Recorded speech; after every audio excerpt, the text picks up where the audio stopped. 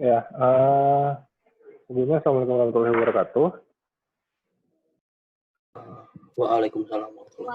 Waalaikumsalam warahmatullahi wabarakatuh. Ya, ini kita di pertemuan kedua. Ini masih bahas soal pengantar bisnis intelijen ya. Jadi masih tentang definisi dan sebagainya ya. Ini lanjutan yang kemarin. Kita langsung aja di sini. Pertama kita bakal bahas dulu. Kan kemarin kita udah bahas soal kapabilitas dari si BI-nya itu ada apa aja ya. Nah, sekarang kita bakal lebih kerucutin lagi komponen utama dari BI itu sebenarnya apa aja sih gitu ya. Nah, di sini kalau kita lihat komponen-komponennya, yang pertama itu ada data warehouse ya. Nah, itu data warehouse untuk yang minggu sebelumnya nggak masuk ya. Jadi data warehouse itu bisa dibilang sumber datanya dari si BI itu sendiri. Nah, datangnya dari mana? Jadi dari data warehouse itu nanti datangnya dari aplikasi-aplikasi lain di luar bisnis intelijennya. Bisa dibilang aplikasi transaksional, kayak misalnya aplikasi HRD, aplikasi penjualan, dan sebagainya. Gitu. Terus, komponen kedua dari BI itu yang utama, itu adalah bisnis analitik. Jadi ini kayak mirip tools-nya. Jadi setelah datanya masuk tuh tadi data warehouse, nah kita manipulasinya atau mining datanya itu pakai apa? Nah itu biasanya ada bisnis analitiknya atau tools-nya. Nah biasanya di sini tools-nya macam-macam tuh. Ada RapidMiner, terus ada Power BI untuk visualisasinya, untuk analisanya, kayak gitu. Nah, terus yang ketiga, komponen dari BI itu sendiri ada namanya BPM atau Business Process Management. Nah, di sini biasanya yang ngeliatin itu adalah si manajernya nih atau orang manajemen ke atas. Karena dia harus monitoring dan menganalisis dari bisnisnya sesuai data yang disediakan oleh si BI itu sendiri. Nah, terus yang terakhir ada user interface. Nah, user interface itu gampangnya adalah tampilannya. Gitu. Jadi di BI itu kan ada datanya, ada tools untuk mengolah datanya, bisa dibilang bisnis analitiknya, terus ada tools untuk monitoringnya yang performance manajemennya, terus ada fitur user interface, berarti tampilan ke usernya nanti seperti apa. Nah, contohnya biasanya dalam bentuk dashboard, nanti ada contohnya. Oke, nah kita masuk dulu ke arsitekturnya ya. Jadi kalau kita lihat di situ, arsitektur dari bisnis intelijen itu sendiri, yang pertama pasti kita ngomongin dari sisi data source ya, di sini. Kita ngomong dari sisi data source-nya. Data source-nya itu bisa macam-macam, ya, seperti yang udah kita bahas di pertemuan sebelumnya. Bisa dari database yang lain ya, bermacam-macam, bisa juga dari file Excel mungkin, file CSV, file TXT, dan sebagainya. Nah, nanti data source ini biasanya diproses nih. Nah, prosesnya macam-macam tuh, bisa lewat ETL yang kemarin, extract, transform, load, atau pakai programming oleh programmernya, ya, makanya di sini ada technical staff nih, tugasnya, untuk build ke data warehouse-nya. Jadi dari data source si aplikasi itu, sama si programmernya gampang lah gitu ya, dia olah untuk dikirim ke dalam data warehouse-nya nih. Kayak gitu. Jadi dari aplikasi, sekali lagi ya, datanya diproses untuk dikirim ke data warehouse. Nah, nanti data warehouse ini kegunaannya macam-macam. Bisa jadi data warehouse ini ditampilkan ke user dalam bentuk browser, portal, atau dashboard. Bisa juga data ini dipakai untuk intelligent system, kayak misalnya sistem penunjang keputusan, predictive analysis, dan sebagainya. Atau bisa juga nih data yang sudah ada ini diubah atau dimanipulasi lagi oleh BPM, tergantung kebutuhannya. Kayak gitu. Nah, oke. Dari arsitektur ini dulu, secara garis besarnya ya, ada yang mau ditanyain dulu nggak? Sebenarnya fokusnya gini, data source, terus berubah jadi data warehouse. Nah, dari data warehouse ini, baru nanti dijadiin intelligent system, dijadiin dashboard, dan dijadiin sebagainya. Kurang lebih kayak gitu. Ada yang mau ditanyain dulu nggak? Dari gambaran arsitekturnya nih.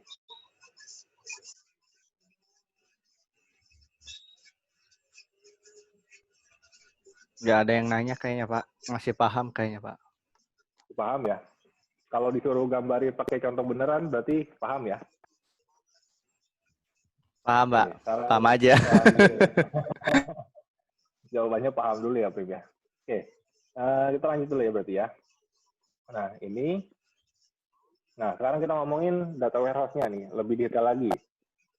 data warehouse itu apa sih? Nah, kita harus paham dulu, kalau kita mau bikin project business intelligence ya, kita harus tahu kalau dasar dari si business intelligence itu adalah si data warehouse ini. Kenapa? Karena dia itu isinya adalah data historical yang sudah terorganisasi dan diringkas. Maksudnya apa? Maksudnya adalah yang awalnya datanya itu spesifik untuk masing-masing aplikasi, misalnya ada aplikasi HR, aplikasi purchasing, aplikasi sales, dan sebagainya. Data-data itu diproses, diolah, ya, untuk dijadikan menjadi lebih terorganisasi, bisa jadi dimappingkan sesuai kebutuhan, terus diringkas dari beberapa sistem itu menjadi satu raw data yang sama. Kayak contohnya misalnya di pertemuan sebelumnya kayak jenis kelamin yang awalnya gender, ada male, ada laki-laki, ada L, dan sebagainya, dijadikan satu informasi, berarti diringkas di sini, sehingga pengguna dengan mudah dapat melihat dan memanfaatkannya. Jadi datanya jadi satu. Makanya kenapa si data warehouse ini jadi komponen utama atau landasan utama dari si business intelligence ini. Kayak gitu. Nah, terus, karena dia sudah jadi landasan utama, kita bisa gunakan dia sebagai pendukung keputusan yang real time. Tuh, karena datanya sudah terorganisasi dan sudah diringkas tuh. Bayangin kalau misalnya dia ambil dari beberapa aplikasi yang memang aplikasi itu sebenarnya berdiri sendiri tuh. Nah, ketika berdiri sendiri kan berarti kalau ada 3 aplikasi, berarti kalian harus ambil ke 3 tempat. Kayak gitu. Nah, itu kan jadi lama tuh. Nah, berarti kemungkinan untuk real time-nya menjadi lebih berkurang karena ada jeda di masing-masing aplikasi. Tapi ketika datanya sudah masuk ke data warehouse, berarti yang di searching sama aplikasi kalian hanya dari data warehouse ini. Sehingga dia bisa dijadikan pendukung keputusan yang real time. Nah, kurang lebih kayak gitu. Kalau kita lihat di sini, ini adalah arsitektur dari si data warehouse itu sendiri. Kayak gitu. Jadi kan tadi kita lihat arsitektur BI secara garis besar ya. Nah, sekarang kita breakdown lagi lebih detail. Kita masuk ke bagian data warehouse-nya aja nih. Nah, dari di situ, dari data warehouse ini, paling gampang adalah seperti ini. Dari yang sebelah kiri ini ada operational system, ERP, CRM, platform. Ini adalah aplikasi-aplikasi yang berjalan di perusahaan kalian, katakanlah seperti itu. Dan ini adalah data-datanya. Nah, data-data ini diolah menggunakan ETL. Ya, extract, transform, load. Berarti data-data ini dibaca dulu, terus ditransform kalau memang misalnya ada penyeragaman informasi gitu ya. Habis itu baru dia di-load untuk dimasukkan ke dalam data warehouse. Nah, nanti setelah dia menjadi data warehouse, dia ada beberapa informasi tuh dari data-data itu. Ada summary-nya, ada raw datanya, terus ada metadatanya juga. Kalau misalnya itu gambar, dia diambil di mana, atributnya apa, tanggal berapa, segala macam. Pokoknya kayak gitu. Nah, baru nanti setelah datanya jadi, data itu baru digunakan oleh user. Entah mau digunakan di OLAP analisis, di reporting, atau bahkan di data mining dengan menggunakan algoritma si data mining, misalnya kayak gitu. Oke, dari bagian-bagian ini, dari sisi data warehouse-nya dulu nih. Ada yang mau ditanya dulu nggak?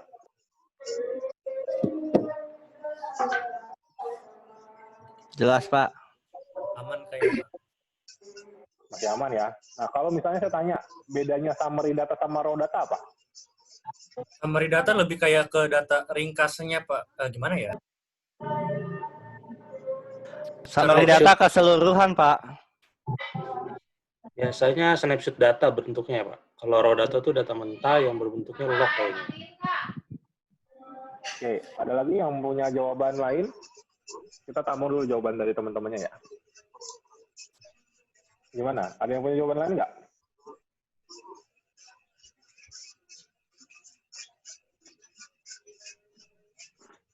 Ada. Atau Summary gampang data gini, ya keseluruhan. Kalau raw data itu kayak semacam yang apa yang diperlukan itu, Pak. Mungkin ya. Ya gitulah.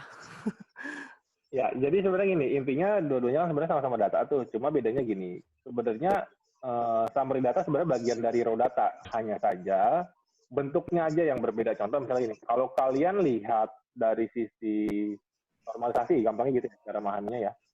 Kalau kalian lihat normalisasi kan biasanya ada 2 table tuh normalnya. Katakanlah table apa? Ada transaksi penjualan deh. Nah, normalnya kan ada header penjualannya, sama ada detail penjualannya tuh. Nah, biasanya kalau raw data itu bisa dibilang lebih ke arah detailnya dari si penjualan itu.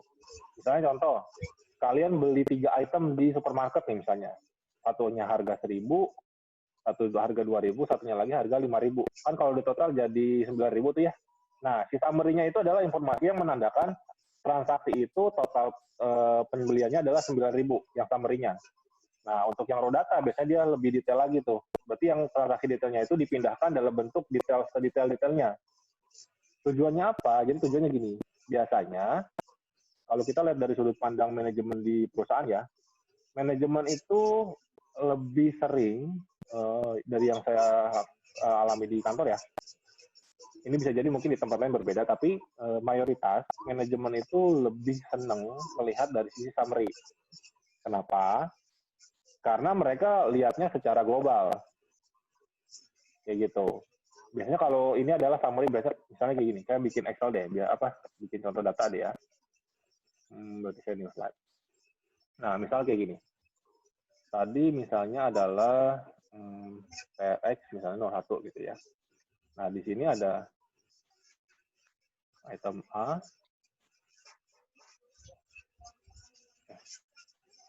Misalnya ini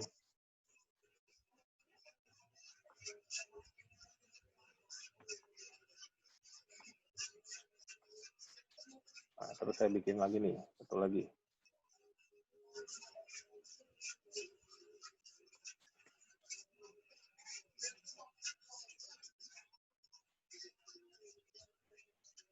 Nah, misalnya kayak gitu ya. Nah, kalau kita lihat dari sisi raw data ya, ini lebih ke arah data yang ini nih. Data detail-detailnya yang ini.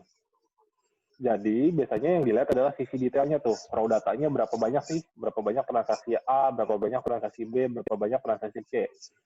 Nah, manajemen biasanya jarang melihat itu.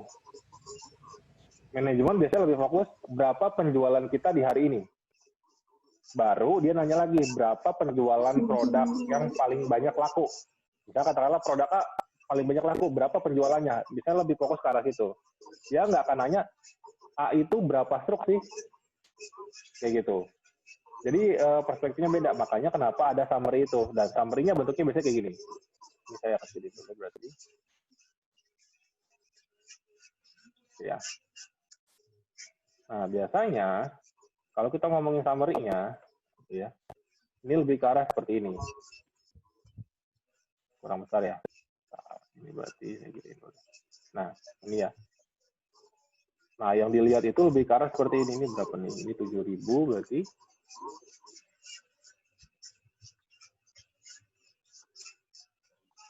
Berarti ini berapa nih?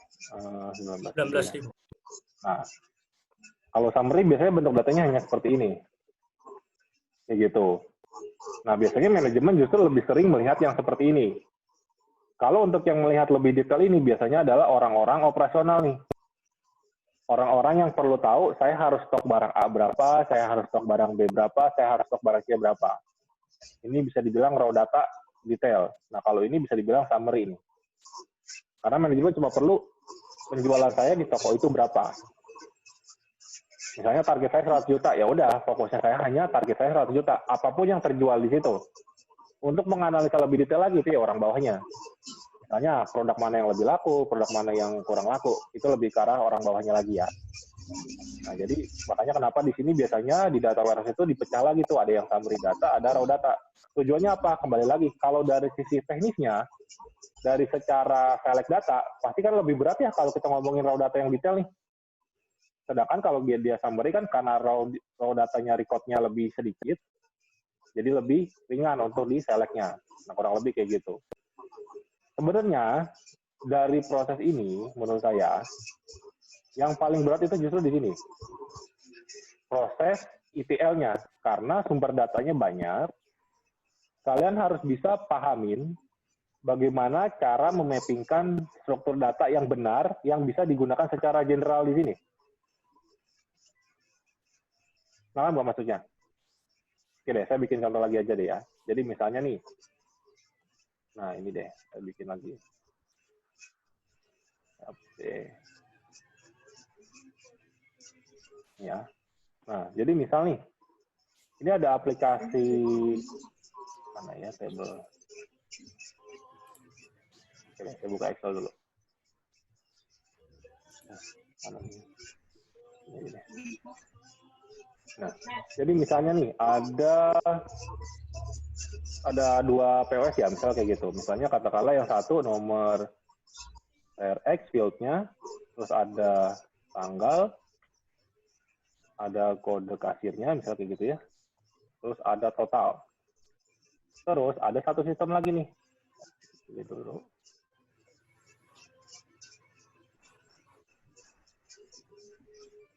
Misalnya katakanlah di kantor kalian ada beberapa cabang. Nah, beberapa cabang itu punya sistem yang berbeda-beda. Katakanlah ini gini. Ini adalah sistem A. Terus ini sistem B. Gitu ya misalnya. Nah, di sistem ini kalian mau ETL-in untuk menjadi data warehouse transaksi, katakanlah kayak gitu ya. Nah, saya rubah dulu misalnya ini katakanlah ID transaksi. Terus ini date. Kode user. Nah, misalnya seperti ini. Nah, kalau misalnya seperti ini, kan kalian akan diminta nih, coba tolong bikinin data warehouse dong untuk BI. Yang isinya mencakup semua transaksi penjualan kita. Jadi satu data warehouse. Nah, ketika kalian menemukan seperti ini, berarti kan kalian harus berpikir nih, bagaimana caranya field-field yang informasinya berbeda ini masuk ke dalam satu data warehouse yang sama sebenarnya. Begitu ya. Nah, normalnya biasanya gini, kalian mappingin dulu nih, apakah informasi nomor TRX dan ID transaksi ini sama? Pertama itu dulu.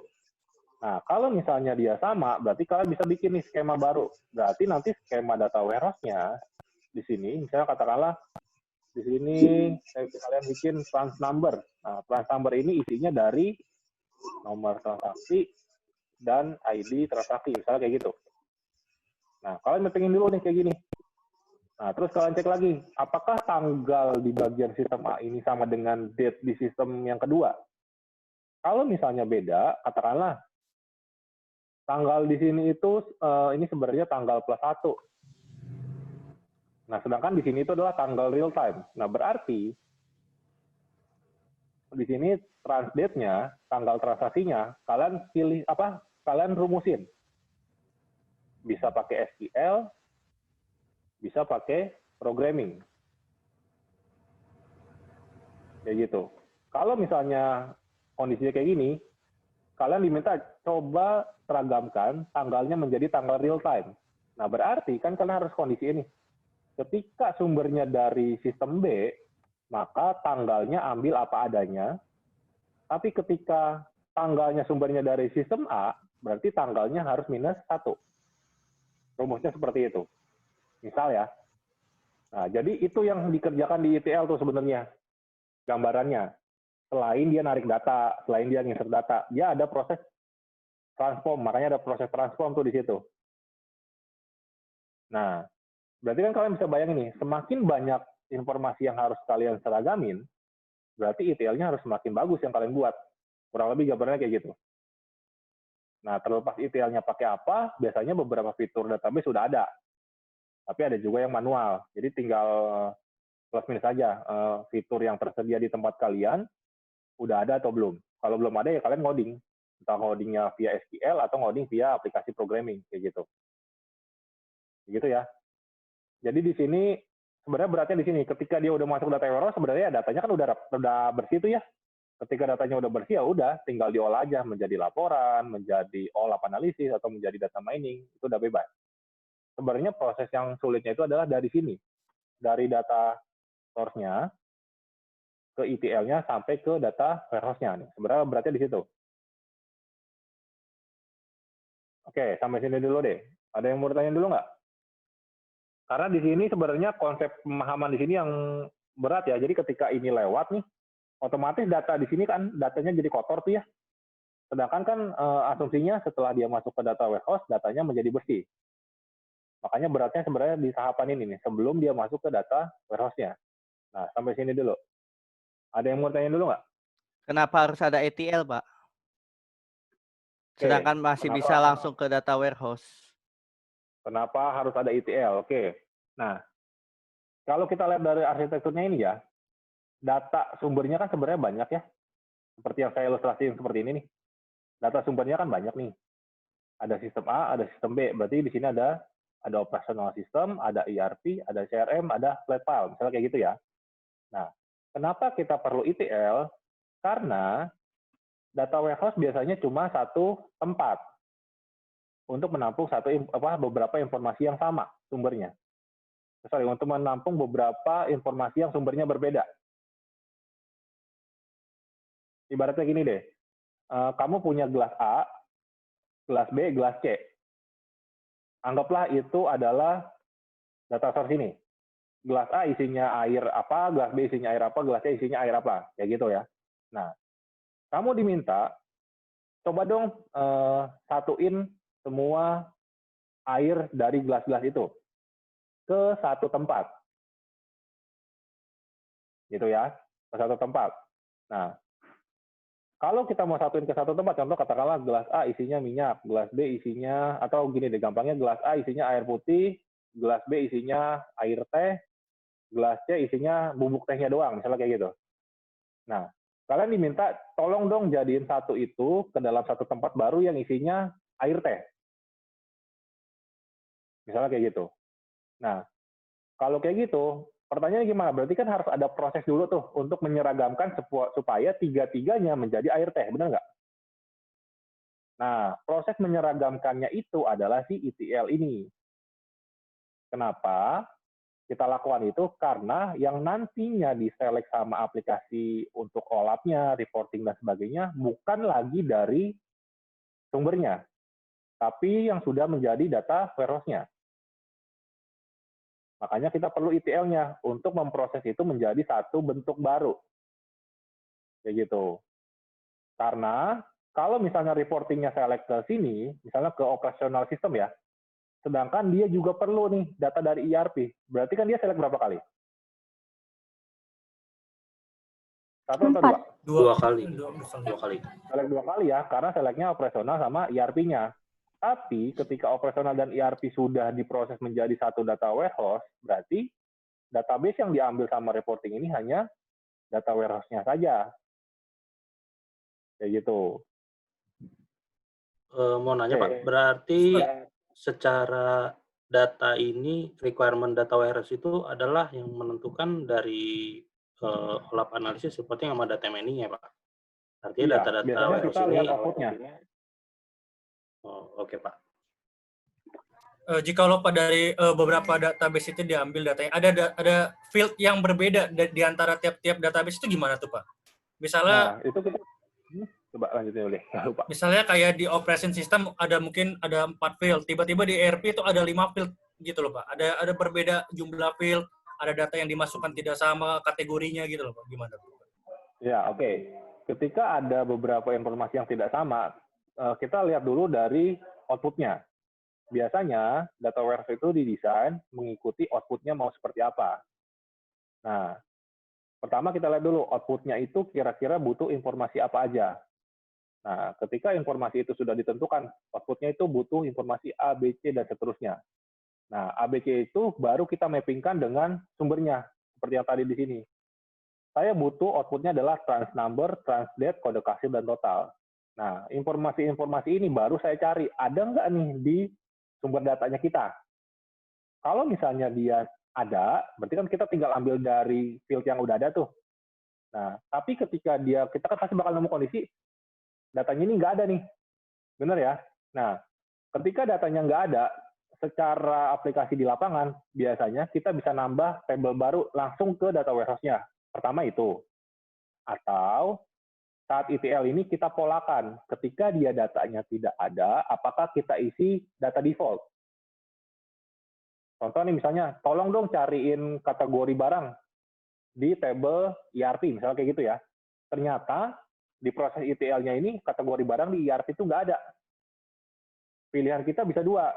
Kita bisa bikin table baru di data warehouse-nya, kita masukin datanya ke situ, atau kita kasih kondisi di ETL-nya, ketika kategori barangnya tidak ada, kita isi aja data kategori barangnya, misalnya data kategori tidak ditemukan. Berarti nanti informasi di data warehouse-nya untuk field itu, data tidak ditemukan. Bisa kayak gitu perlakuannya. Jadi bergantung sama output-nya dulu ya, kita harus analisa output-nya mau seperti apa tuh untuk CBI-nya. Kayak gitu. Oke, ada lagi yang mau ditanyakan? Apa mau nanya, Pak?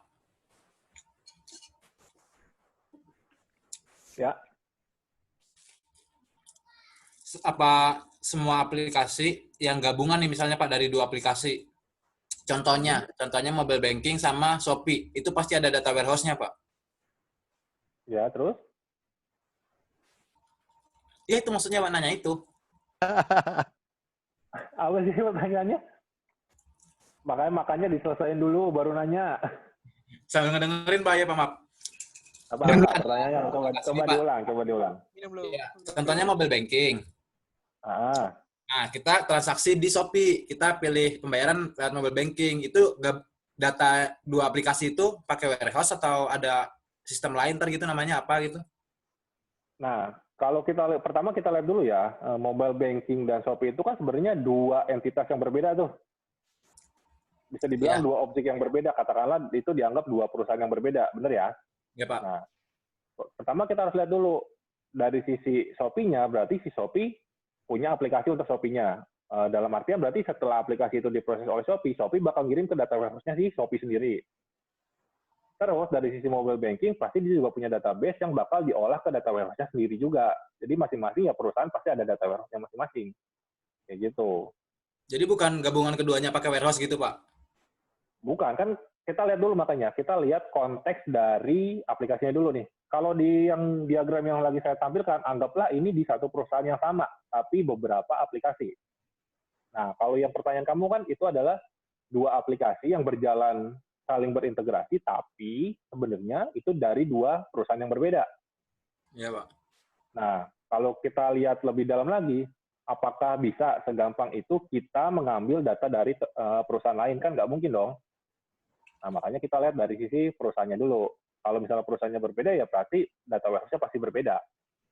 Nah, sama mau nanya, Gitu. kalau yang model gitu, ntar pakai sistem sendiri atau gimana, Pak? Untuk apanya nih? Untuk integrasinya atau apa? Ya, integrasi datanya. Oke, kalau untuk integrasi datanya biasanya tergantung kesepakatannya. Ada yang menggunakan webhook, jadi kayak pasif, webhook. Ini saya tulis nih, mungkin kurang jelas ya. Nih, webhook, ada yang seperti itu. Ada juga yang pakai API, ada juga memang yang dikirimin data aja tuh, jadi kayak misalnya kirim file CSV, kirim file Excel, ada juga. Jadi sebenarnya untuk masalah integrasi data antar data warehouse atau antar perusahaan itu, kembali lagi ke kesepakatan masing-masing perusahaannya. Oh. Tapi normalnya biasanya, kalau untuk urusan data warehouse, itu jarang dilakukan integrasi. Kenapa? Karena data di situ kan udah bersih tuh ya. Dalam artian perusahaan sudah mempolakan itu untuk bisnisnya masing-masing. Nah, karena dia udah dipolakan untuk bisnisnya masing-masing, keperluannya untuk spesifik. Berarti katakanlah kalau untuk Shopee berarti spesifik Shopee, kalau untuk mobile banking berarti spesifik mobile banking. Kayak gitu. Normalnya yang diintegrasikan biasanya saat dia belum menjadi data warehouse, biasanya kayak gitu. Biasanya yang diintegrasikan adalah saat dia masih transaksi. Mentah, ya? Data mentah ibaratnya. Iya, makanya tadi ada mobile banking dengan aplikasi Shopee. Itu kan masih mentah tuh, karena masih aplikasi transaksi. Bukan masuk ke data warehouse-nya. Biasanya di situ sih integrasinya. Iya, Pak. Gitu. Oke, yang lain ada lagi nggak yang mau ditanyakan?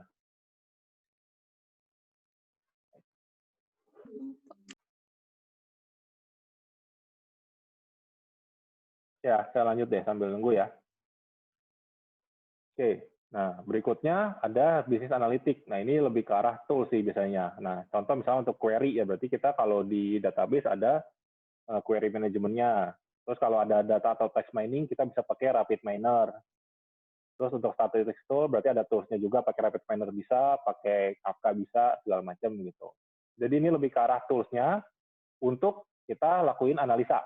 Jadi datanya kan udah dapet nih dari data warehouse ya. Nah, data itu kita olah pakai tools, bisa model tools-nya untuk query, untuk mining pakai RapidMiner juga bisa, gitu ya. Atau pakai statistic tool. Ini macam-macam nih. Ini saya lupa tuh tool statistik.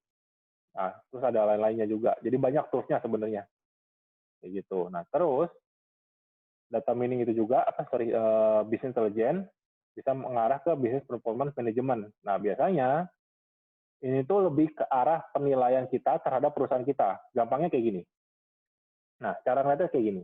Biasanya kalau kita tujuannya si BI itu untuk BPM ya, setelah datanya masuk ke data warehouse, kita analisa tuh, terus kita lakukan mapping sesuai dengan metode. Ini metode ya, balance scorecard itu metode untuk mappingin performance perusahaan kita atau dalam bentuk dashboard.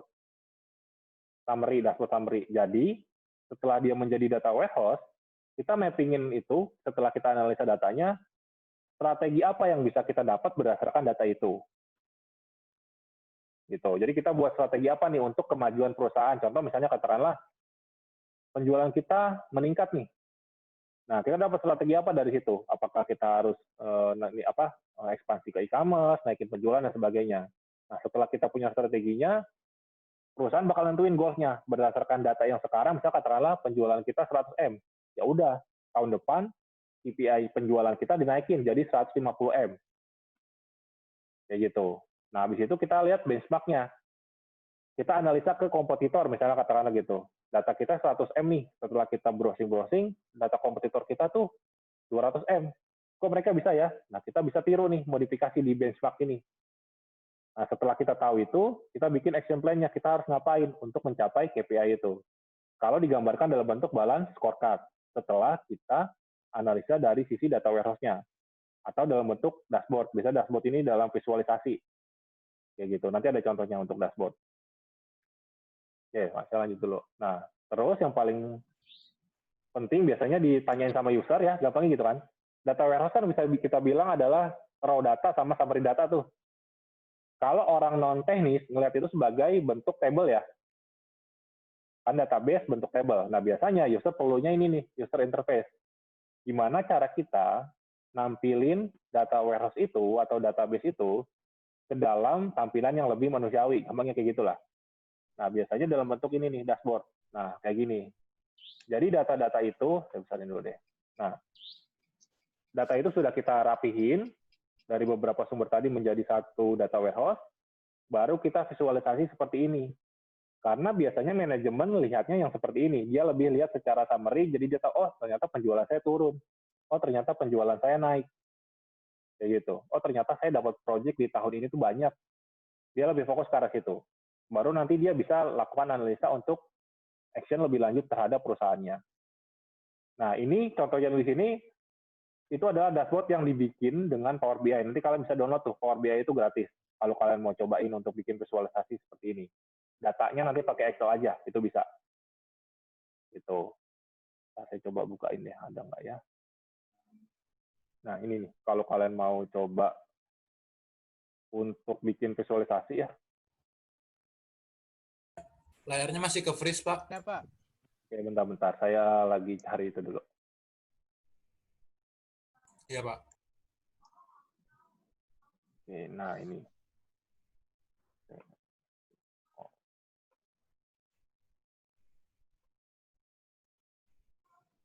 Nah, ini. Jadi kalian bisa cari Power BI, ya, itu free. Cuma kekurangannya adalah dia hanya bisa di Windows, itu aja sih sebenarnya minusnya. Karena ini emang punyanya Microsoft. Nah, ini. Jadi nanti kalian bisa install ya, tinggal Power BI yang versi free-nya. Kayak gitu.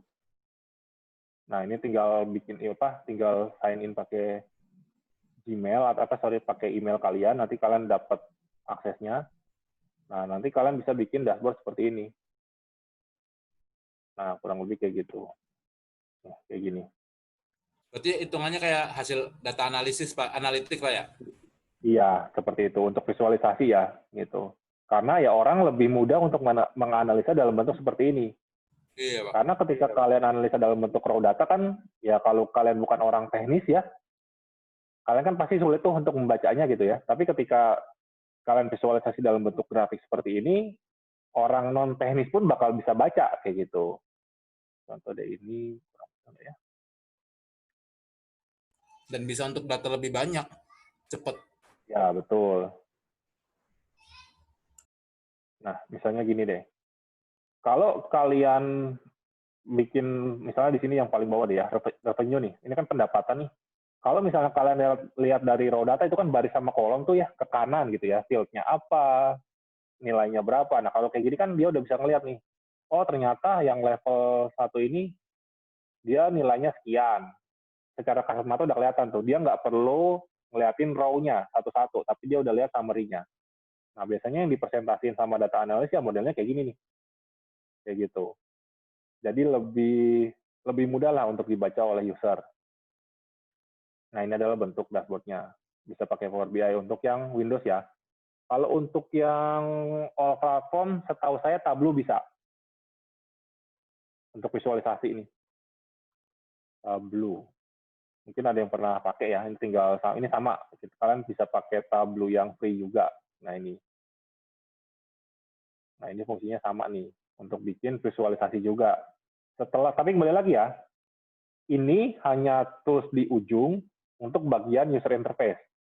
Maka tadi saya bilang, sebenarnya tahapan terberat dari kita membuat BI adalah sebenarnya tahap saat kita proses konversi dari data source kita di ETL untuk disimpan ke data warehouse-nya. Ketika itu sudah masuk ke data warehouse, biasanya itu data udah relatif lebih bersih. Jadi untuk visualisasinya lebih mudah biasanya. Nah, kayak gitu. Nah, ini tinggal daftar aja nih. Kayak gitu. Kalian bisa pakai Tableau. Secara grafik ini mirip dengan Power BI sebenarnya. Coba kita lihat grafiknya. Nah, ini. Jadi intinya ini adalah visualisasi untuk data kalian tuh sebenarnya. Nanti tinggal disesuaikan dengan user itu maunya analisa dari sisi apa. Biasanya kayak gitu. Oke, nah ini saya lanjut dulu ya.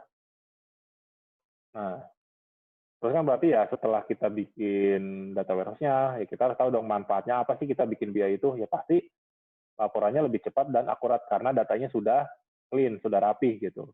Nah, karena datanya rapi, berarti ya pengambilan keputusannya jadi lebih baik pasti dong. Dibanding dengan data yang tidak jelas kan, keputusannya jadi lebih sulit. Nah, terus pasti meningkatkan customer service. Karena kita punya datanya, kita jadi tahu bagaimana cara kita memperlakukan customer. Kayak gitu. Misalnya contoh gini, kalian perusahaan yang bergerak di bidang jasa nih. Terus ternyata banyak yang komplain tuh terhadap produk kalian. Nah, misalnya kalian nggak tahu komplainnya terkait apa ya, tapi kalau kalian punya datanya kan misalnya komplainnya adalah customer service-nya lama, atau produknya cepat rusak, atau produknya mahal, misalnya kayak gitu. Nah, berarti kan kalian punya data itu tuh. Kalau kalian punya data itu, berarti kalian tahu harus memperbaiki dari sisi yang mana. Nah, karena kalian tahu memperbaiki dari sisi yang mana, otomatis meningkatkan customer service-nya. Ya, otomatis kalau misalnya laporan udah oke, keputusannya lebih baik, customer service-nya jadi lebih baik, pasti ya kembali lagi, ujung-ujungnya apa? Ujung-ujungnya duit. Pemasukan dari perusahaannya bakal meningkat. Karena kalian harus jadi tahu apa yang harus dilakukan sama perusahaannya. Kayak gitu. Oke, sampai sini dulu deh. Ada yang mau tanya dulu nggak?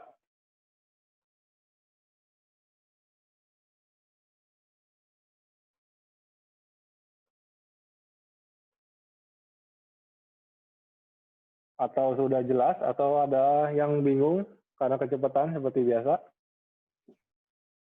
Kalau Aman, gambarannya Pak. sih dapat, Pak. Walaupun saya nyusul kayak gitu, mah.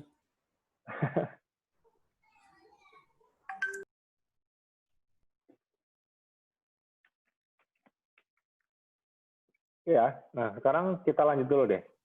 Oke, di sini nih, sebenarnya ini ada kaitannya dengan pertanyaan si Lamgok tadi tuh. Jadi pertanyaan Lamgok itu kan tadi ada mobile banking sama ada Shopee, terus ada data warehouse atau enggak gitu ya. Nah, di sini kita bakal bahas apa sih bedanya gitu ya, proses transaksional sama proses analytical. Oke. Jadi gampangnya gini, kalau kita ngomongin transaksional, biasanya itu prosesnya transaksi rutin. Jadi misalnya kayak tadi tuh, mobile banking kalian lakukan transaksi pembayaran, itu kan transaksi rutin tuh ya. Biasanya itu disimpan di dalam database aplikasi itu biasanya.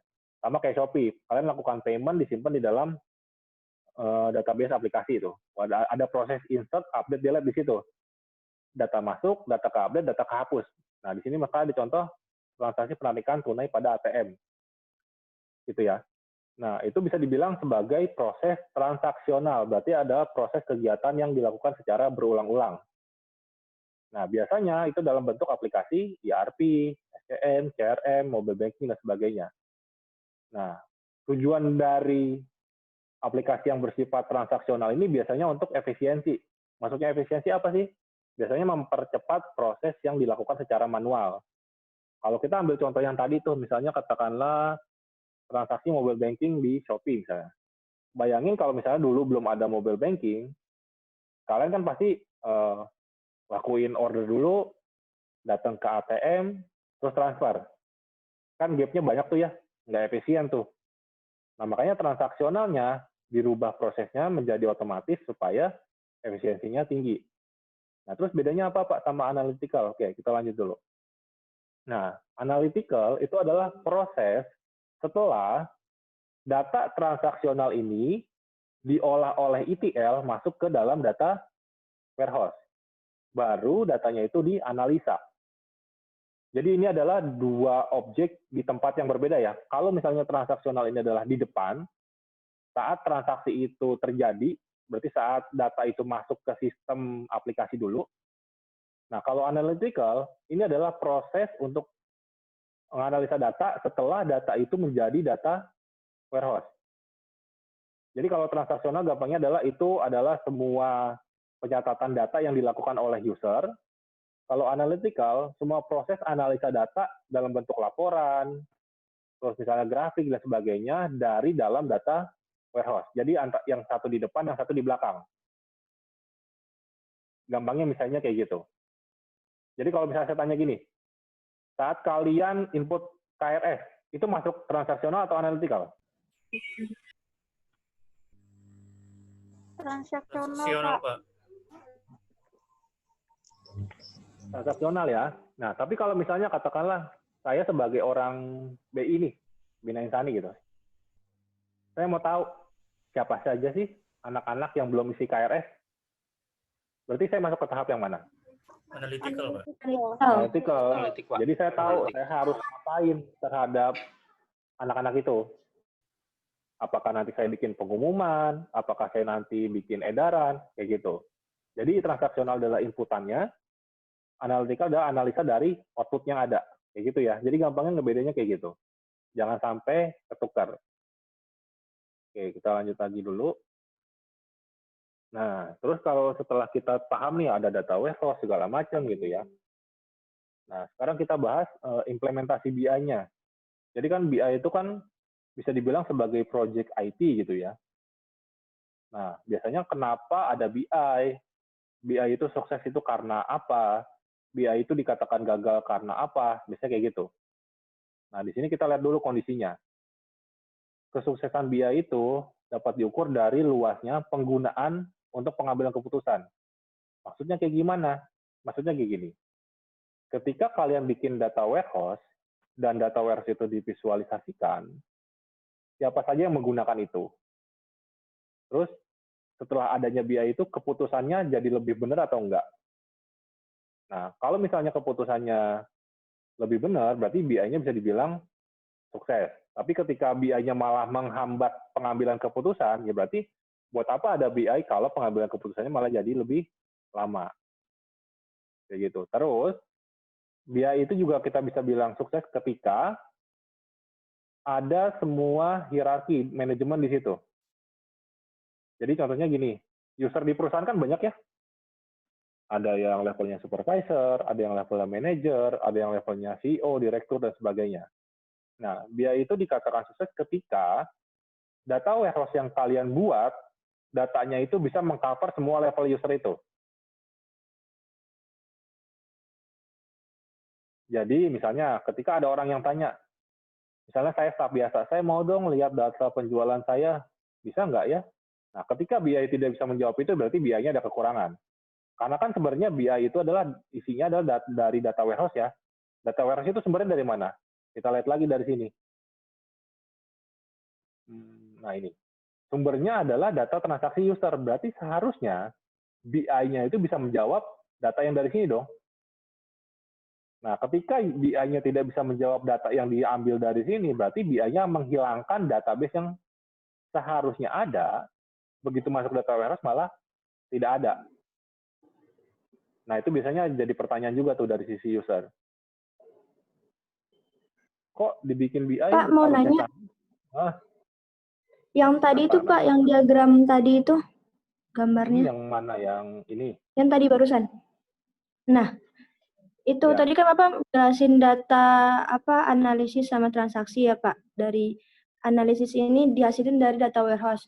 Nah, OLAP analisis, reporting, data mining itu nantinya itu bisa nggak ya dijadiin buat transaksi kembali atau hanya untuk analisa saja gitu, Pak? Nah, kalau misalnya dikatakan dia bisa jadikan transaksi kembali atau enggak, kalau misalnya dia sudah jadi data warehouse, biasanya dia tidak akan dikembalikan ke depan. Gitu. Jadi, ketika nanti ada perubahan transaksi, kita tidak koreksi di data warehouse-nya. Kita koreksi dari sumbernya dulu, sumbernya ini didorong ulang ke dalam data warehouse-nya. Biasanya alurnya seperti itu. Jadi kita kayak bisa dibilang ulang dari depannya lagi. Karena kenapa seperti itu? Ketika data ini sudah menjadi data warehouse kan sebenarnya gabungan dari beberapa sistem ini nih. Benar nggak? Nah, kalau kita membalikan proses dari yang detail menjadi summary, itu agak sulit. Tapi ketika kita membuat dari detail menjadi summary, itu mudah. Kalau kita menjadikan summary menjadi detail kembali, itu nggak bisa, susah di database. Makanya kenapa prosesnya dibalik lagi dari detail menjadi summary. Makanya ketika ada kesalahan transaksi, yang diproses adalah detailnya lagi. Nanti data ini diproses ETL lagi untuk menginjek ulang ke dalam data warehouse-nya. Biasanya seperti itu normalnya yang dilakukan. Gitu. Jadi ketika mau digunakan kembali ya yang digunakan sebenarnya kembali lagi ke depan, bukan dari sini. Untuk transaksi ya, kalau untuk transaksi. Tapi kalau untuk analisis ya langsung dari sini, langsung dari data warehouse-nya. Kayak gitu. Gimana, Arya? Masih bingung nggak? Oke, Pak.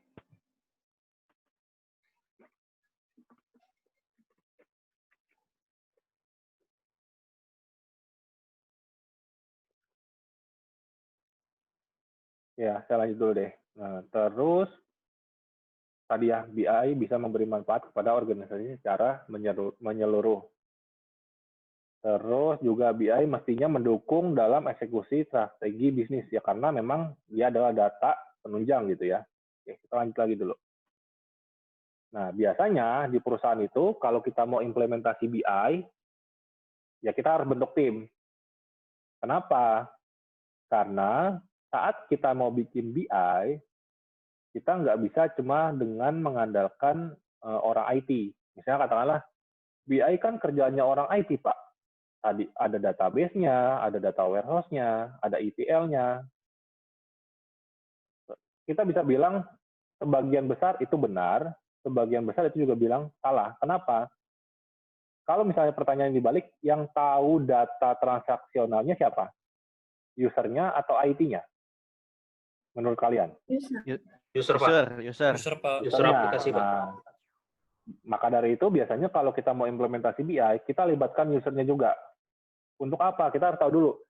User ini mau lihat hasilnya nanti seperti apa dari sisi BI ini. Apakah laporannya mau seperti A, seperti B, begitu. Nah, jadi kan kita tahu tuh pertama, goals-nya user apa dulu kan? Nah, setelah kita tahu goals-nya user, baru kita mappingin lagi dengan usernya.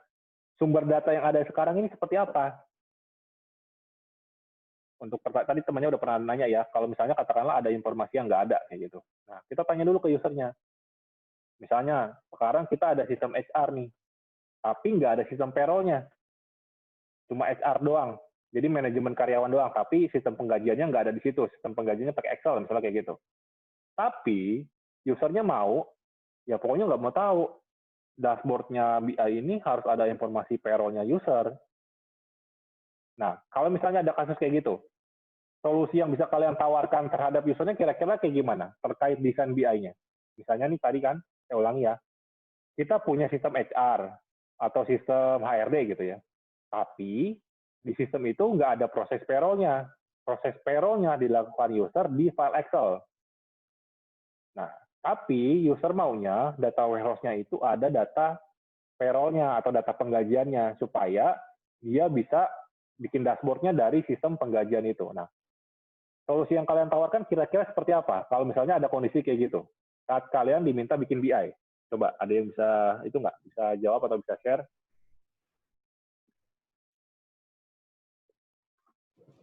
Manual input ke datanya, Pak. Biasanya dilakukan kayak gitu. Atau mengubah bikin data warehouse baru gimana Pak itu? Yang HRD. Oke, tadi ada yang bilang manual input, terus ada yang bilang bikin data warehouse baru. Oke, ada lagi nggak jawabannya yang lain? Nanti kita gabungin jawabannya. Kalau misalkan si usernya yang minta untuk penginputan payroll sistem itunya Pak, kenapa dia nggak bikin aja biar nanti masuk langsung ke CBI-nya itu? Kenapa nggak si usernya gitu? Bikin apa usernya? Yang itu yang tadi yang nggak ada. Kan dia datanya Excel tuh. Kenapa dia nggak bikin yang langsung sistemnya gitu, yang si usernya? Oke, Birma bilang kenapa usernya nggak bikin langsung aja sistemnya Iya, gitu ya. kan dia yang minta gitu kan. Iyalah. Bikin aja sendiri Kan gitu dia ya. yang minta dia yang bikin data, tapi dia minta ke orang suruh bikinin data. Lah kan nggak jelas. Oke, ada lagi nggak yang punya jawaban lain? Nanti kita pecah-pecah jawabannya. Gimana? Yang lain? Yang lain ikut jawaban teman-temannya gitu. Ada ide nggak? Oke, kita kembalikan lagi nih ke skemanya. Nah, ini.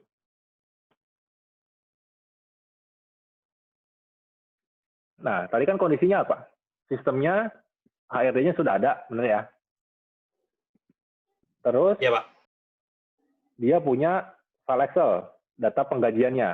Benar ya? Nah, kita diminta untuk desain BI-nya supaya ada dashboard-nya yang menampilkan data penggajian dengan data HR-nya, kayak gitu. Nah, kalau kita lihat dari sini, data warehouse itu kan sumbernya nggak selalu dari database ya. Betul, Pak. Dari Ini ada file. file.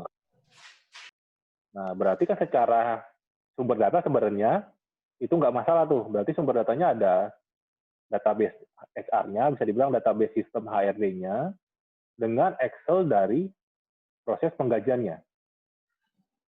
Benar ya? Berarti secara tidak langsung sebenarnya kita bisa proses dua data itu untuk di-ETL-kan.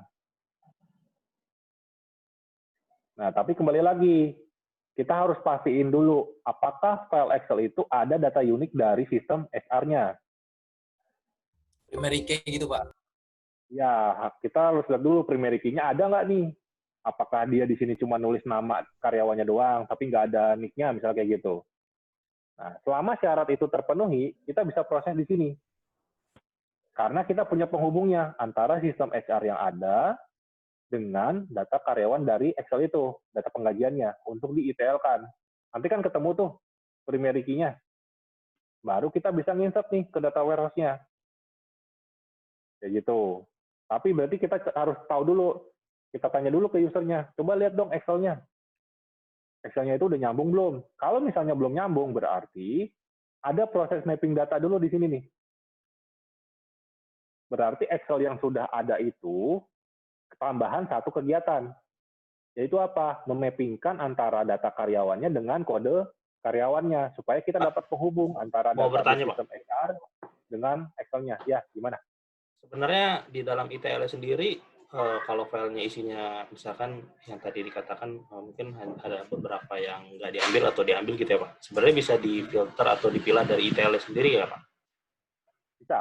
Jadi sebenarnya kan ETL itu bisa programming, seperti yang saya bilang ya, bisa SQL query, ya gitu. Jadi kita bisa filtering di sini. Jadi contohnya nih, datanya tadi ada 100, ternyata cuma kita butuh yang statusnya selesai. Berarti kan misalnya katakanlah dari 100 data yang statusnya oke cuma 60, ya berarti saat di ETL kita filter yang statusnya oke, berarti nanti cuma 60 data yang masuk ke data warehouse.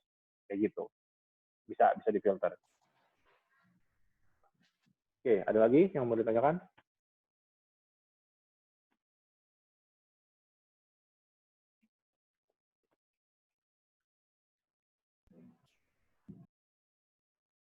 Berarti yang kasus tadi kejawab ya. Jadi kita harus lihat dulu nih. Pokoknya gini gampangnya. Ketika kalian berhubungan dengan database apapun, file apapun ya, ketika itu diminta dibuat menjadi satu data warehouse, pertama kali yang harus kalian cek adalah apakah data-data itu ada penghubungnya. Itu dulu tuh. Sebenarnya kuncinya di situ dulu. Karena ketika penghubungnya tidak ada, mau sejago apapun kalian bikin desain data warehouse, data itu nggak akan pernah nyambung. Karena primary key dan origin key-nya nggak ada. Gitu. Jadi kita kembalikan lagi ke kaidahnya si database. Ketika kita mau bikin rancangan database yang benar, karena kan data warehouse sebenarnya database juga ya, ya kita harus ikuti aturannya. Ada primary dan origin key yang bisa diambil di situ. Kayak gitu. Jadi ketika ada beberapa sumber data, hal yang harus kalian cek pertama kali sebelum kalian memutuskan ini bisa, ini tidak, cek dulu apakah ada penghubungnya tuh antar sumber data itu. Ketika nggak ada ya berarti kalian harus mundur satu langkah dulu tuh.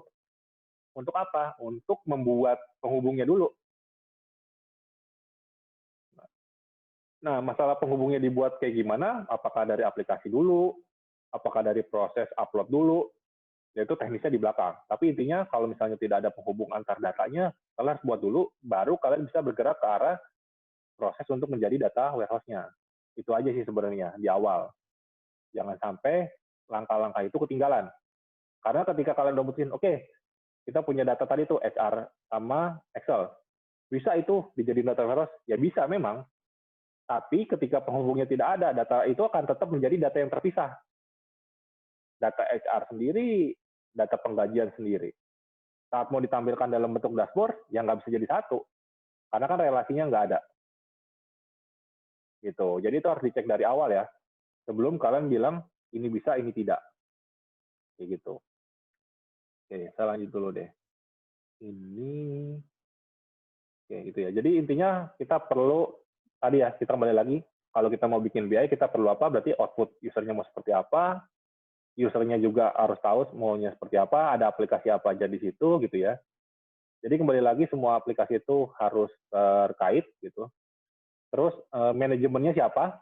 Karena biasa ya, kalau kalian di perusahaan nih, nggak tahu ya kalau kalian udah pernah ketemu atau belum, di perusahaan itu adalah ada banyak level user ya, ada yang staff biasa, ada supervisor, ada manager, ada atasnya manager lagi tuh. Pak, boleh nanya, Pak? Ya, boleh. Gimana? Naik ke slide yang tadi, Pak, yang ada ini, warehouse-nya. Yang ada apa? Yang ini? Warehouse tadi. Ya. Nah, itu kan ntar hasilnya yang paling bawah ada data mining tuh. Itu hanya tambahan, kapan nggak wajib. Dia SPK bukan itu, Pak, contohnya?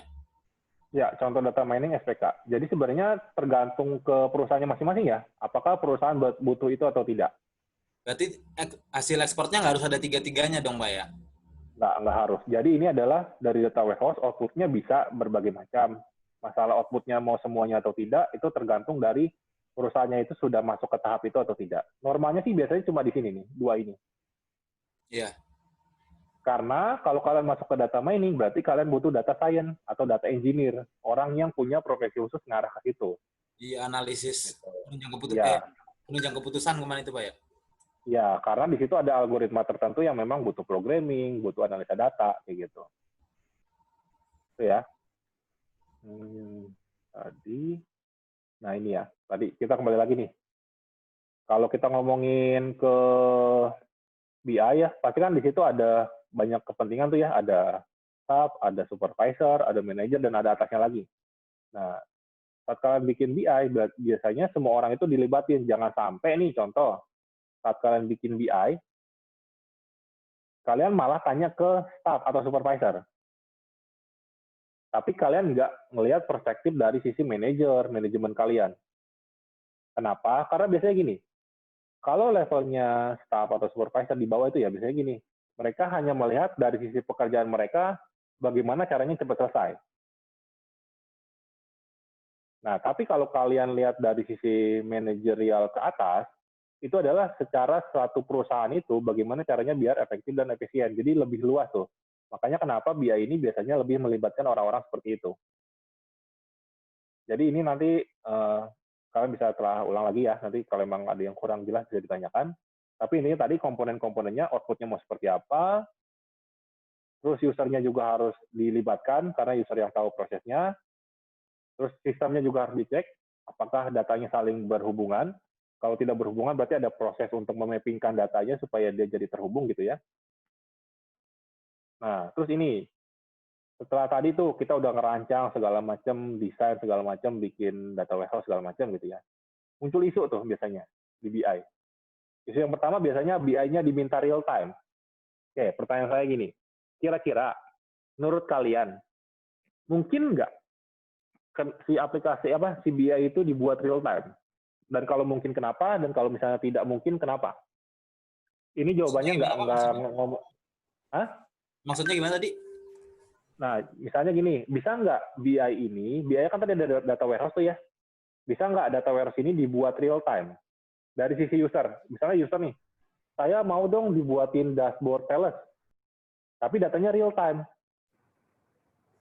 Bisa aja Pak, kalau misalnya data yang diambil tuh sedikit, nggak terlalu banyak. Tapi kalau terlalu banyak kan pasti delay di bagian ETL, ya kan Pak?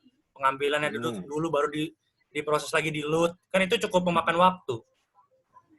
Secara real time banget enggak ya Pak, tapi tetap harus secara konsisten mungkin secara time misalkan 5 menit sekali atau 15 menit sekali, karena setiap penyajian data, terutama bisnis intelligence, kalau tadi saya tangkap, semua itu butuh proses ya, dari H sampai Z itu pasti butuh waktu. Jadi kalau secara real time banget sih, tidak pernah mungkin. Nggak begitu lama sih Pak, tetap ada, misalnya kalau sistem nih, ada tombol refresh misalnya gitu, itu paling beberapa detik. Tergantung sistemnya juga di bagus atau enggak. Oke. Kita lihat dari itu sisi sistemnya dulu ya. Oke. Biasanya gini, untuk semua kasus yang biasanya membuat data warehouse, biasanya itu adalah data historical, terus data yang sudah diorganisir, dan data yang sudah clean gitu ya biasanya. Nah, kalau dikatakan dia bisa real time atau tidak, sebenarnya bisa. Tapi ada tapinya nih. Bisa real time itu dalam kasus apa? Tadi, misalnya katakanlah datanya masih sedikit. Mungkin kita masih bisa bilang katakan real time. Tapi sebenarnya nggak beneran real time. Kita kembalikan lagi ke arsitekturnya di sini. Jadi sebenarnya bisa dibilang real time, tapi tidak real time. Jadi memang istilahnya jadi agak aneh sih memang. Kita kembalikan lagi ke proses ini ya. Kalau misalnya usernya minta BI-nya real time, biasanya jawaban yang sering dikeluarkan adalah BI-nya adalah data H-1. Paling aman biasanya seperti itu. Kalau saya yang sering di perusahaan kayak gitu ya, biasanya kalau setiap saya implementasi BI, saya lebih sering untuk mengarahkan seperti itu. Kenapa? Karena gini, saat proses ETL ini, sumber data kita kan banyak, katakanlah ketika sebuah perusahaan sudah memutuskan untuk menggunakan BI, biasanya data di perusahaan itu sudah relatif besar. Itu dulu pertama. Nah, karena datanya sudah relatif besar, biasanya proses di sini itu cenderung lumayan nih, makan resource-nya dari sisi server, dari sisi waktu, dan sebagainya. Nah, biasanya untuk amannya, kalau saya pribadi selama saya bekerja, mungkin ada yang punya pendapat lainnya, saya lebih sering mengarahkan data yang masuk ke data warehouse ini adalah data H-1. Maksudnya seperti ini. Jadi ketika user mau narik data hari ini, berarti belum bisa. Saya bisa bilang data yang ada di BI ini adalah data kemarin. Gitu. Karena apa? Karena saya arahkan proses ETL-nya ini biasanya sehari sekali. Nah, kenapa pertimbangannya seperti itu? Seperti ini misalnya, contoh ya. Aplikasi ini kan aplikasi aktif ya. Maksudnya aplikasi aktif itu adalah aplikasi yang setiap hari dipakai oleh user. Benar nggak? Nah, dalam artian kalau aplikasi itu dipakai oleh user, berarti database-nya bergerak terus tuh. Proses input-output-nya. Benar nggak? Nah, Ya, Pak. ketika kita proses ETL di situ, secara tidak langsung kita ikut membebankan proses itu ke database servernya. Jadi ibaratnya gini, aplikasi kalian sedang jalan nih. Awalnya saya kasih task, coba dong jalanin A, jalanin B. Dia cuma jalanin A sama B nih. Tiba-tiba kita tambahin CDE. CDE itu datang dari mana? Dari ETL. Otomatis apa? Database-nya di sini, prosesnya jadi tambah berat. Karena kita proses narik data dia untuk di-generate menjadi data warehouse. Kalau kita lakukan berbarengan misalnya. Nah, karena misalnya ada proses kayak gitu, biasanya sistem jadi lemot. Karena user lagi pakai, kita proses data warehouse juga. Pak, mau nanya, Pak. Kalau misalnya narik data di Excel nih, dalam satu Excel, nggak kemana-mana, tetap di Excel, cuman kita ngolah dari beberapa sheet. Dia masuk BI nggak, Pak? Atau ada warehouse-nya gitu nggak? Kalau Excel-nya didorong ke data warehouse bisa. Kalau Excel-nya kita bisa bilang itu bukan data warehouse, tapi hanya flat file aja. Nah, kalau hasil ekspornya juga ada di situ, Pak? Hasil ekspor apa nih? Misalnya dari beberapa sheet digabungin, ditarik sheet 1, terus sheet 2, sheet 3, field-nya diambil satu-satu contohnya. Ya, itu tetap dianggap flat file. Oh. Ya, itu masuk ke sini. Oke, saya kembali lagi ke tadi ya. Jadi ilustrasinya kayak gitu tuh. Biasanya kalau ketika saya mendesain BI, saya lebih mengarahkan seperti itu. Data yang masuk di data warehouse adalah data H-1, berarti data kemarin sebenarnya. Jadi kalau kita mengakses hari ini, berarti itu adalah data kemarin.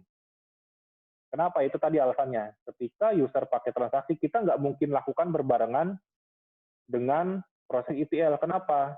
Karena akan membebani server aplikasi. Kecuali kalian punya server superkomputer. Cuma pertanyaannya, berapa cost yang harus dikeluarkan oleh perusahaan kalian ketika kalian menggunakan superkomputer itu? Ya gitu. Jadi kan setiap implementasi project pasti ada bebannya kan ya. Nah itu juga kan sebenarnya semua hal kembali lagi apakah biayanya ada, segala macam itu pasti jadi pertimbangan. Nah makanya kenapa biasanya kalau saya mendesain itu, ini saya proses di malam hari. Setelah transaksi sudah selesai semua. Biasanya seperti itu. Setelah closing, Pak, ya? Jadi contoh, ya, jadi ketika user sudah selesai semua di sini, ini scheduling nih, jalan apakah setiap jam 12 malam, setiap jam 1 pagi, dan seterusnya. Untuk mendorong data ke data warehouse-nya. Biasanya sih seperti itu. Untuk, itu tadi, menanggung olehnya tadi. Jadi secara desain memang kita harus bilang, idealnya, atau maksudnya lebih baik kita buat seperti itu, untuk mengurangi beban di servernya juga. Kecuali memang ya kantor kalian mau nyiapin server yang super kuat gitu loh. Itu aja sih opsinya di situ. Berarti bisa menyiapkan data dengan per second aja bisa, Pak ya? Jadi kan bisa, tapi syaratnya tadi hitungan detik. PC-nya harus bagus atau komputernya harus bagus ya. Iya, Pak. Soalnya sistem di tempat kerja saya kayak gitu.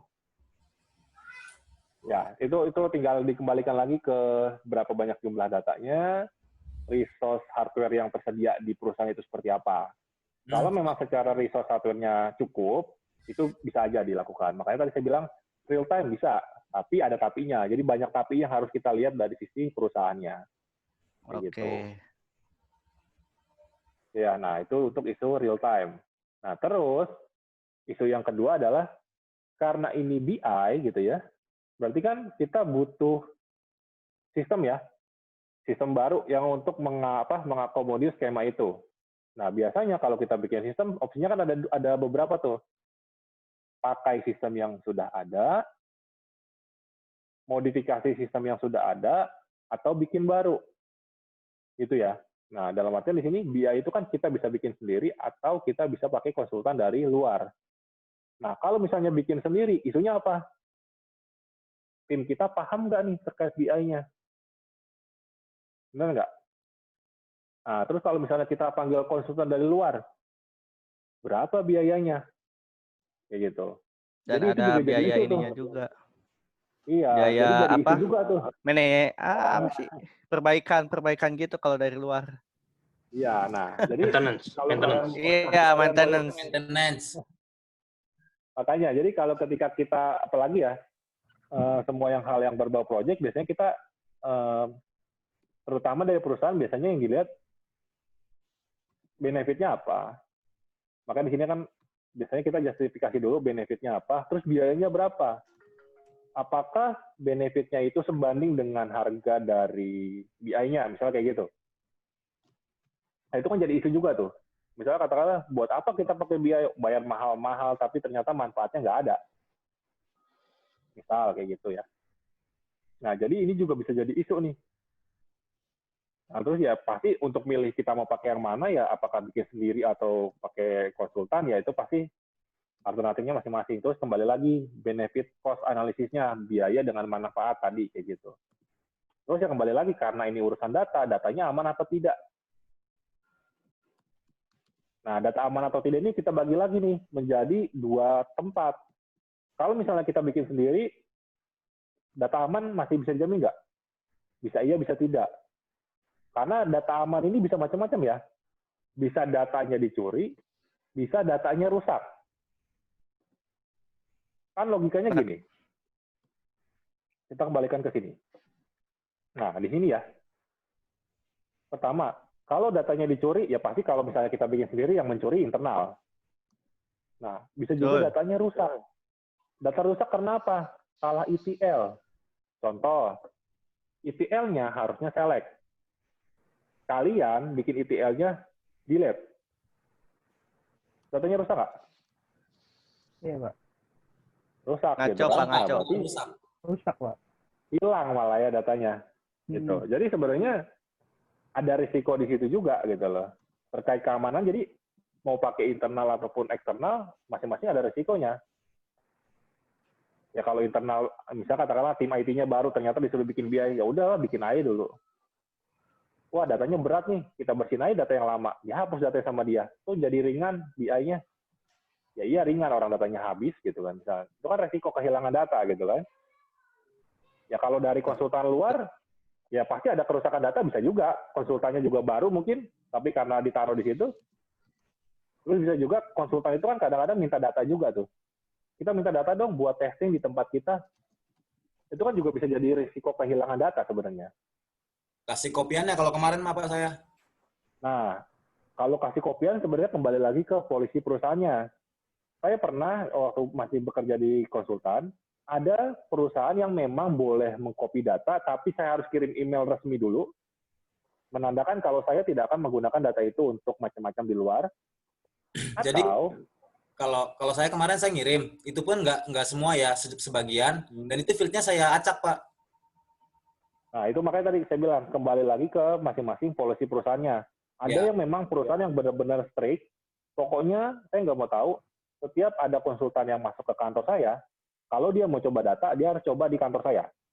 Ada perusahaan yang kayak gitu tuh. Jadi kalau kalian mau coba backup database atau restore database, harus di servernya mereka. Ada juga memang perusahaan yang memperbolehkan datanya dibawa keluar. Jadi ini kembali lagi ke masing-masing manajemen perusahaan, mereka punya polisi seperti apa. Kayak gitu. Tapi nanti kalian di lapangan jangan kaget kalau misalnya ketemu, wah di tempat kantor saya yang lama boleh kok ngasih data ke tempat lain. Begitu kalian pindah, lah kok di sini nggak boleh. Jadi memang itu masing-masing kembali ke polisi perusahaan ya. Kayak gitu. Nah terus isunya yang dua terakhir, integrasi BI dengan aplikasi yang lain. Itu juga jadi isu tuh. Bagaimana cara integrasinya, apakah pakai API, dan sebagainya. Terus juga ada isu integrasi BI dengan sistem di luar. Contoh nih, kalian punya vendor aplikasi lain gitu. Nah, dia mau pakai data kalian, data BI. Kan pasti manajemen, tolong dong kerja ini, saya punya vendor CRM misalnya, untuk data customer. Tolong kamu integrasiin data customer kita dengan sistemnya mereka. Nah, itu juga jadi isu juga tuh. Karena kan kita harus bikin API yang secure, misalnya katakanlah kayak gitu. Dan dia juga harus mengakses dengan benar, karena kalau salah akses bisa kehapus datanya, kembali lagi ke situ. Jadi ini isu-isu yang sering bakal kejadian kalau misalnya kalian nggak hati-hati dalam mendesain BI ya, kayak gitu. Nah, ini kalau kita kelompokin nih di sini, kategori tools-nya, data management, tadi kita udah bahas ya, ada DBMS-nya, ada ETL, data warehouse gitu ya. Ada reporting, OLAP, AIS gitu.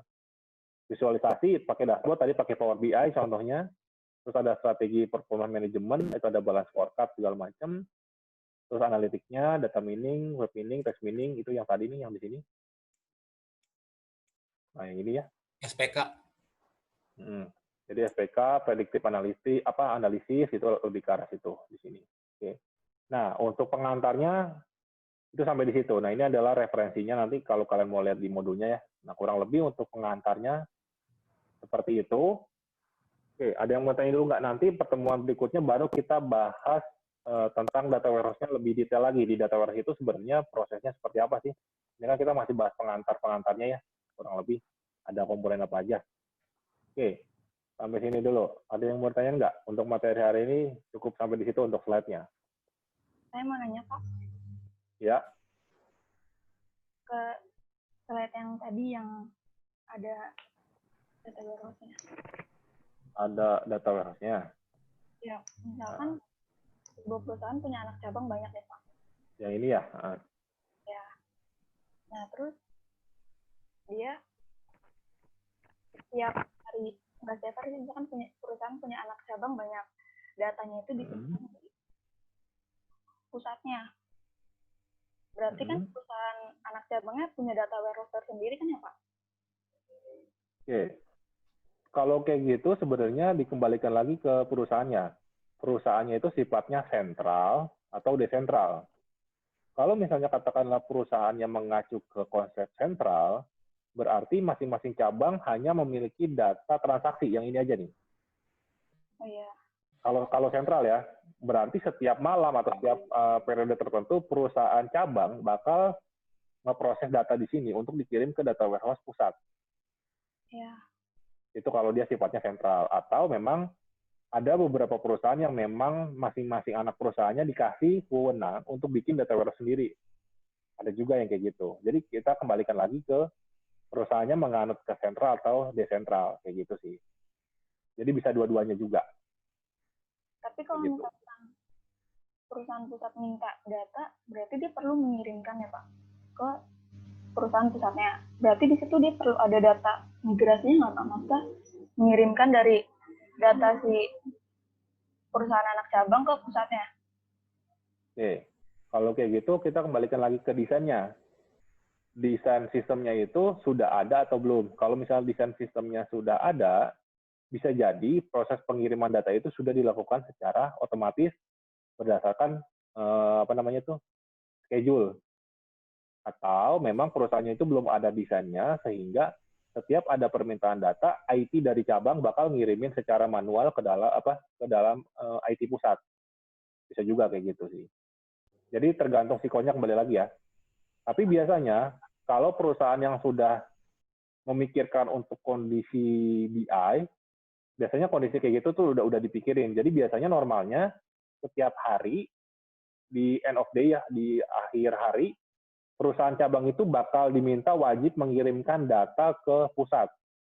Nah, mekanismenya seperti apa, yaitu tergantung IT-nya mereka. Mau pakai schedule otomatis, atau mau kirim email normal, manual, atau upload file Excel, macam-macam. Saya pernah nangani kasus kayak gitu di, misalnya contoh di perusahaan retail gitu ya. Tokonya itu kan puluhan ribu. Nah, dia itu setiap hari dari cabang, masing-masing itu nge-generate file CSV. File CSV-nya itu di-upload ke dalam FTP HO. Nanti HO bacanya dari FTP foldernya itu. Bisa juga kayak gitu. Jadi tergantung dari desainnya. Iya, Pak. Baik. Gitu. Terima kasih, Pak. Ya. Terus ada lagi yang mau ditanyakan? Yang lain?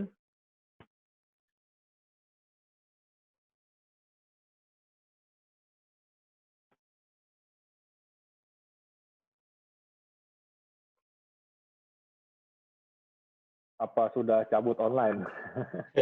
Dari saya cukup, Pak. Kalau saya Sambil cukup. saya absen dulu deh ya. Oke, Pak. Baik, Pak. Jadi belum hadir nih.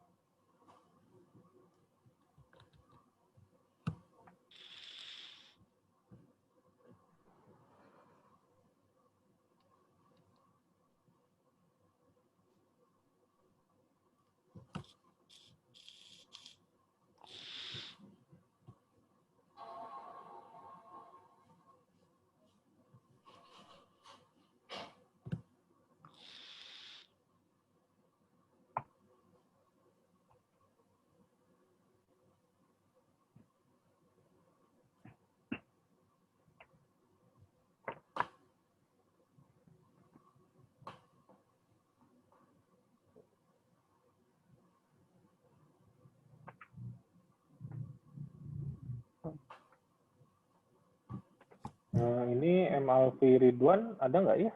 Di sini nggak ada sih. Nggak ada, Pak. Alfi Ridwan. Nggak ada ya. Iya. Afif Ridwan, Pak. Ada Pak Afif Ridwan. Alfi. Oh, Oke. oke.